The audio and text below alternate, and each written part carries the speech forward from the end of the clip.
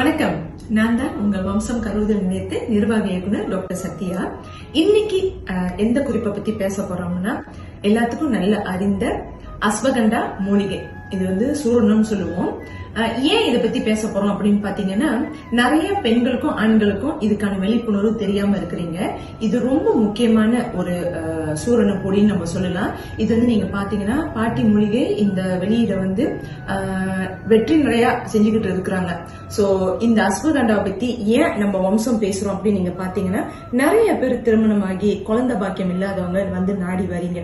So அந்த வேலையில நீங்க பாத்தீங்கன்னா, நீங்க தாராளமாக இந்த அஸ்வகண்டாவை அன்னாடும் நீங்க இதை காலையிலயும் மாலையிலயும் பாலா இருக்கட்டும் இல்ல வெந்நீர் கொஞ்சம் சுடு தண்ணியில நீங்க இதை கலந்து நீங்க குடிக்கலாம்.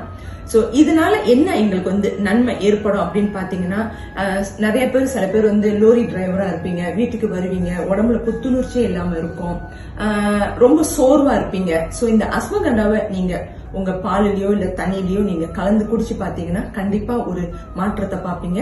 அதே வேளையில பெண்களுக்கு மாதவிடாயா இருக்கட்டும் இல்ல 3 நாள் பிரச்சனையா இருக்கட்டும், இதுக்கு கூட நம்ம கிட்ட தீர்வு இருக்கு. சோ அதனால இந்த அஸ்வகண்டாவை பாட்டி மூலிகை மூலியமா கண்டிப்பாக நீங்களும் வாங்கி நன்மை அடைங்க.